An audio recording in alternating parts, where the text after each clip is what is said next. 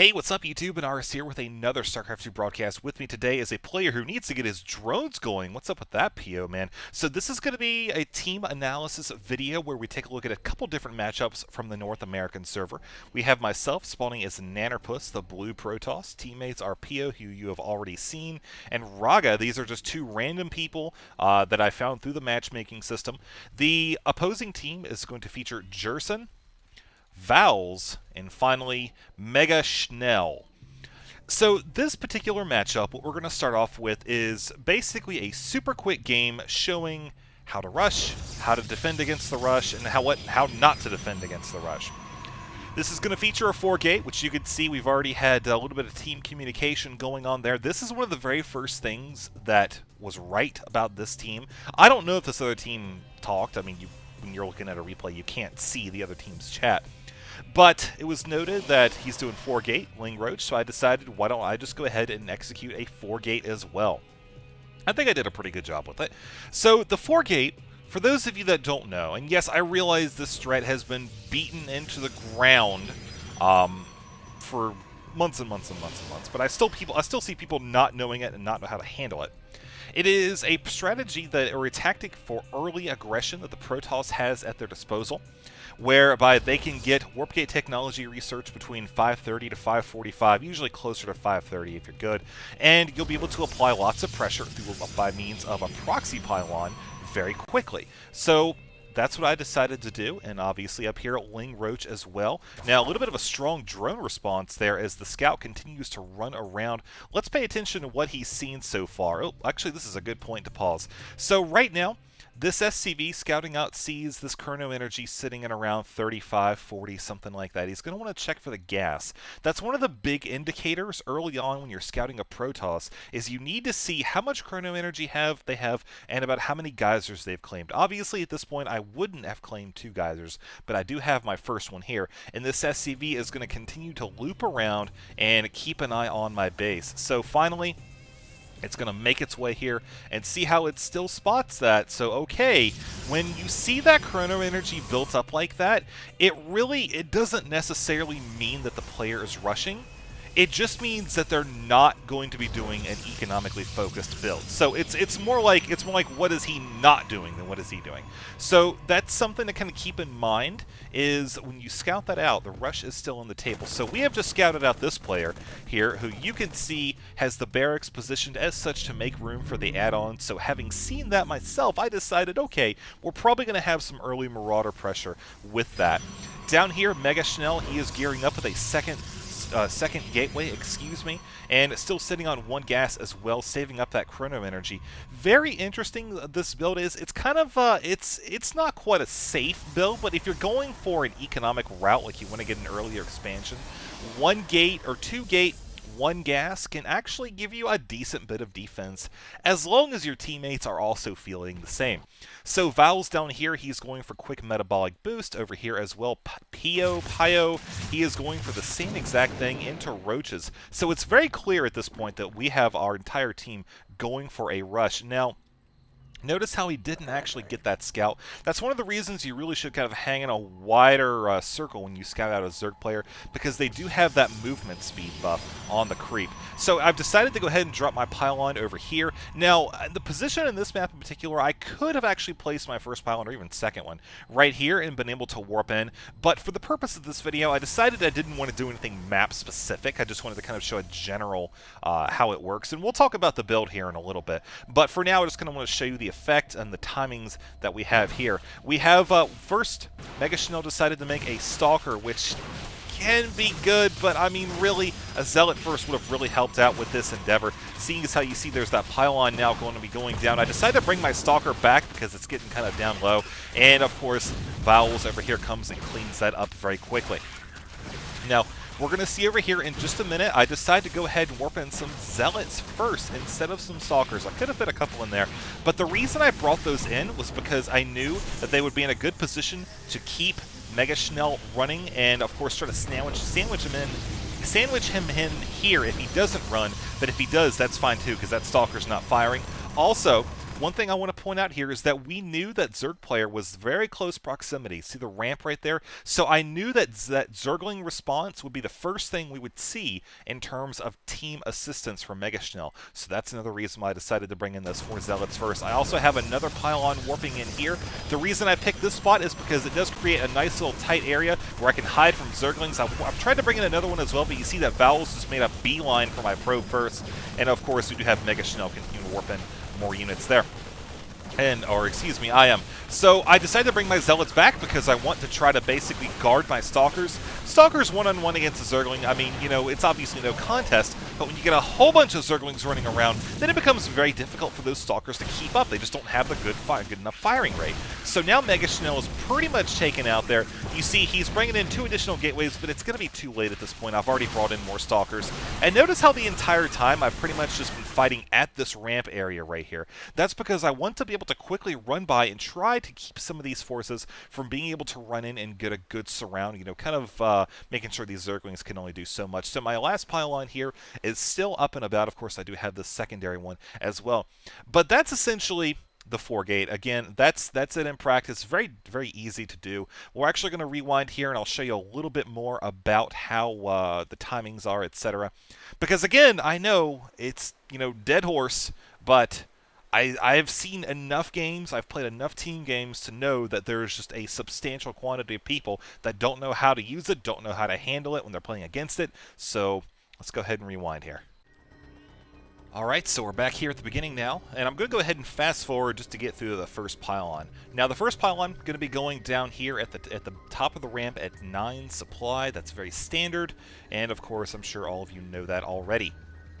But again, this is just for folks who need to kind of have a brush up on it, or like I said, there's a lot of people that don't know how to do this, so why not just go ahead and show you? I figured if I'm going to be the guy who's always like, why don't you people watch the videos and learn strats, then I might as well just go ahead and make some myself. Hey, win-win, right? Alright, so first pylon is going to be coming in here just a second, done, and you'll notice I have dropped 1 chrono boost. Now, some builds advocate only using 1 chrono. Personally, I like to use 2. It does cut 1 away from your warp gate research, but still, you'll see that by the time my warp gate research is done, it's like 532 or something like that. So if those 2 seconds are such a big deal that I have to cut those probes, I'm probably doing something else wrong in a way bigger manner that, you know, those 2 seconds can't fix. So my gas going down at 14 supply, you'll see that my probe count is kind of cutting very close there towards the end, but that's part of the build. You need to make sure that you're watching those probes, and of course you don't want to have any downtime on the Nexus, as that can really hurt you. Now here comes that SCV coming in to scout right now. The one thing he could have done is he could have come over and tried to harass my probe. It was obvious that I was trying to wall off there, so if that SCV had come in and kind of camped out right here, then I wouldn't have been able to wall in. You know, the cybernetics core would just be, well, a little bit delayed there. But like I said, the Terran player has come in and scouted my gas now, so it's kind of like, you know what? What's going on here is the gas is definitely saving up. So I'm going to continue to make a total of 20 probes for this build. So you're going to end up here, if you need reference, just remember you're going to be sitting at, you're going to have 1 Zealot and 1 Stalker, and of course the probe is going to be heading out to build the pylon with you. Now it's very important that with this build you do send out a a probe as well as a Zealot pretty much as soon as the Zealot pops out. You could even send it out earlier if you really wanted to, but especially if you get lower in the team games like 2v2 or 1v1, that can be increasingly dangerous. So you're going to want to have that Zealot with you, so that way you can also guard the pylon and the probe at the same time. Now, of course, there's a little bit of worker harass going on here, but you'll see now that I'm continuing just to chrono boost out my cybernetics core, trying to get that warp gate as quickly as possible. You see my energy right now at 413 is at 42. So I am going to actually run out of energy here in just a little while. It's not going to be too huge of a deal. You're going to see it go down just a second. Yep, there we go. And now I finally have just enough for 1 more, and we'll let that continue to tick up. Now looking down here, we see, like I said before, just that 2-gate opener. Kind of safe if you're going for an economic route, but altogether against a 4-gate, it is very, very difficult to deal with. You know, a couple things you can do to defend against the 4-gate is you can go ahead and drop like a defensive 3-gate. You could do a 1-gate robo. That can be effective, or a 2-gate robo.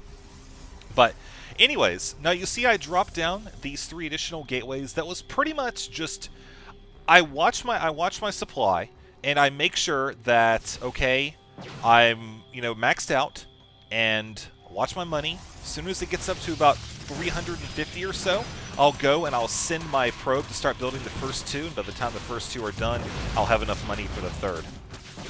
And so now this is a very important stage of the 4 gate where you start applying pressure immediately. Now you see I haven't warped in any units yet. That's because I want to save my warp in for when this pylon is completed, so that way I can get some units immediately on the high ground. The reason I did not warp in units earlier is because I made a conscious decision to go ahead and save that warp in, because I felt I would be more tactically significant if I were able to warp in units directly up here rather than having to wait an extra 5 or 10 seconds to get those in. Because then, if I hadn't done that, then those zealots would have been caught by those zerglings there, and you can see that would not have ended very well.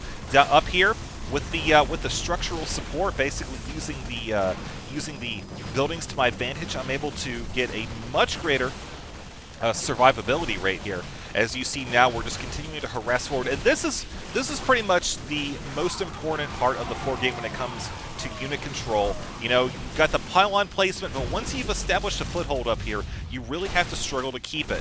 Now, this is especially true in 2v2, 3v3, 4v4, because like I said before, you've got the wild card of the other opposing teammates that could come in at any time and put a quick stop to this. So it's important to have good teamwork, good communication early on, which you saw we had before. Pretty much when you all decide to rush at the same time, saying you got a 4 gate, well, that's pretty much all you need to be said. This guy, we actually lucked out. Look down here at this Terran player. I'm really not sure what the hell he was trying to do.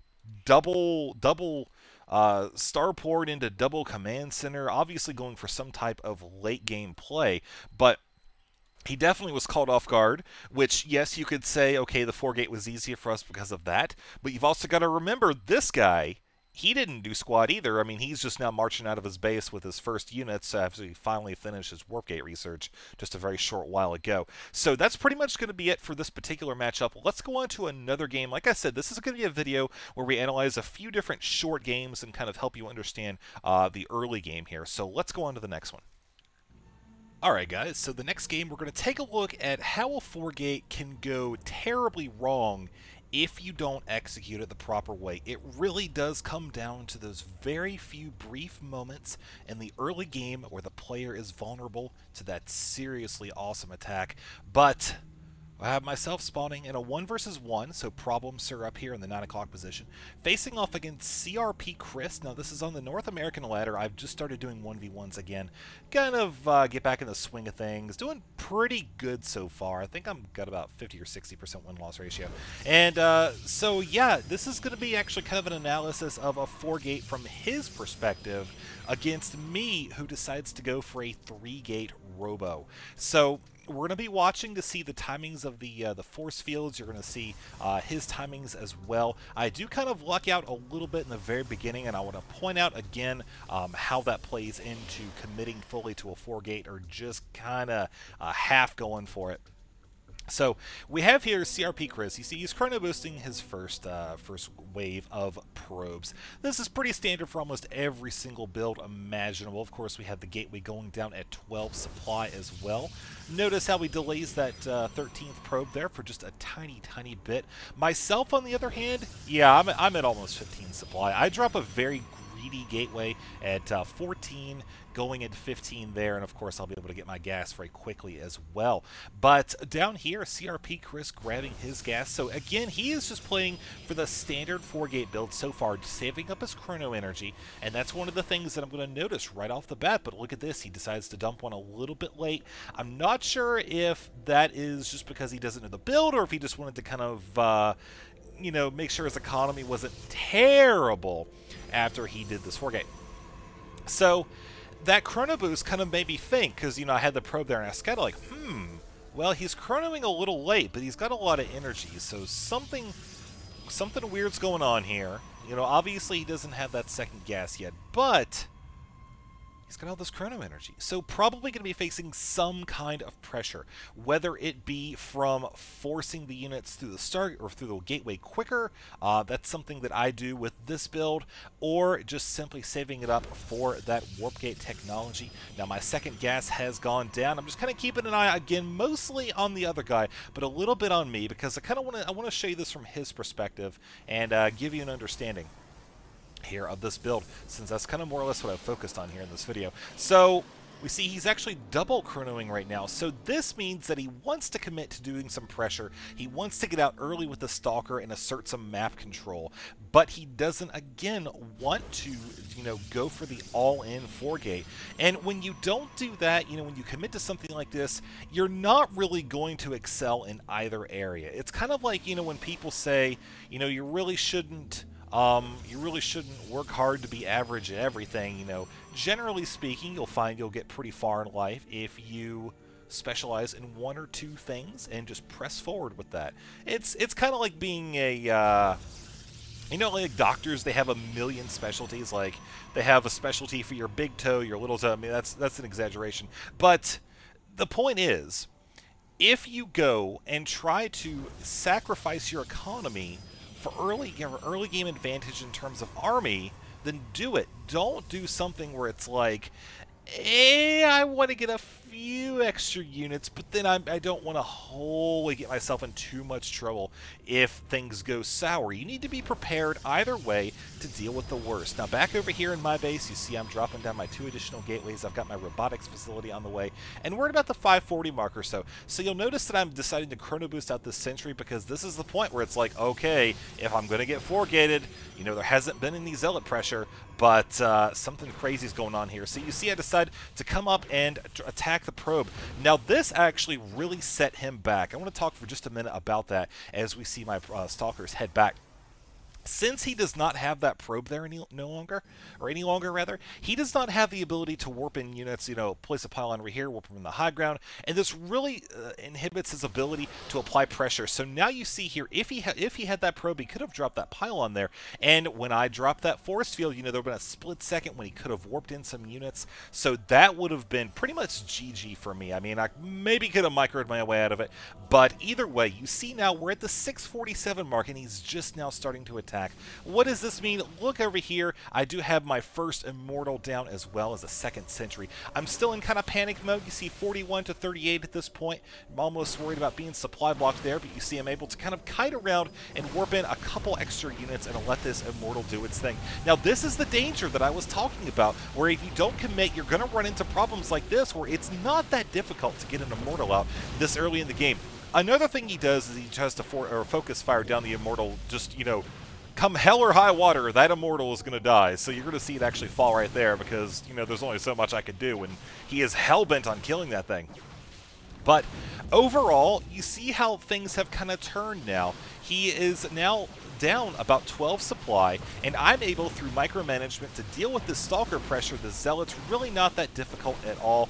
You'll see in a minute that I'm going to warp in some units, and I do unfortunately lose one or two of these Stalkers there. But overall here, CRP Chris is now kind of a loss. So the pressure's off of my base. Let's look back down at here and see, crap, now, he's been running with this this one gas. He doesn't have any tech to fall back on. He's really low on money because his probes count's kind of iffy. I mean, 31 to 20, that's not so hot. And, he has dropped this expansion to catch up quickly, which is what he needs to do at this point. He is in a very, very odd situation where he has the ability to produce a lot of units, but he doesn't have the income to do it with. So, of course, we're going to see him try to catch up, again, dropping that robotics facility. I'm taking this opportunity to expand because, as the old Starcraft saying goes, if you're ahead, get more ahead. And this is a prime example of that. So here I am just trying to chrono boost out more of my gateways because I'm intent on putting pressure on while I expand. PvP is one of those things where it's really, really difficult to get your first expansion. But now we see that his robotics facility is just about complete. Now, what this means is that A, he's not going to have an observer for a long, long time. B, he's not going to have an immortal to counter mine, and everybody knows that PvP always ends up at who has the most Colossi. Well, I'll tell you what, this is not off to a good start. Now, my expansion, of course, is just a little bit behind his, but that's okay, because again, we look at the army size right now. Look at the monetary investment between the two players, and of course, look at the income as well, 35 to 27. So he is kind of catching up. Again, I dumped my chrono on my gateways as I wanted to try to push it and end the game now. And here I come checking for proxy pylons. And CRP Chris here, this is what I'm talking about. He's had this production capability, but since he went for that early expansion, he just does not have the ability to fund it. And so now there goes that force field, because again, I just wanted to try to sandwich in here all of these stalkers, and of course, if he tried to come around, I would drop one here too and take down the Nexus. But that's going to be it for this video, folks. I think 2 games is enough for now. I just wanted to kind of outline the 4-gate and why it's important to commit, the basics of doing the build, and hopefully you guys will have a greater understanding of how it works in a real game environment.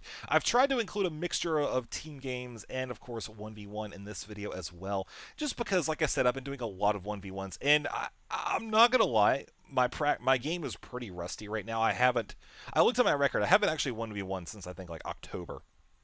But I got placed in Diamond, which is fine, and I'm just going to work my way up from there. I think the new season's coming out soon, so yeah, if you guys want to see some more replays of that, I've got some pretty decent replays where I do okay executing builds, and I've also got some replays where I do okay executing builds, and let's just say things don't go according to plan, and I die a horrible death. So if you want to see those, I've actually looked at the replays, and I've analyzed what I've done, and I think I would be able to explain it to you in a fairly concise manner. So leave a comment down below. Let me know if that's something you would like to see for me to expand from the team games into 1v1s as well and provide that analysis. And yes, again, I mean, I realize I'm not Grandmasters, but I feel like we all have plenty to learn. You don't necessarily have to be the top 1% to realize the mistakes you're making. Generally, you have to be the top 1% to make sure you execute your game perfectly or near perfectly and don't make any of those mistakes that you notice in the replays afterwards. So that's going to be it for this video. Of course, if you enjoyed it, please consider subscribing, and I will see you in the next one.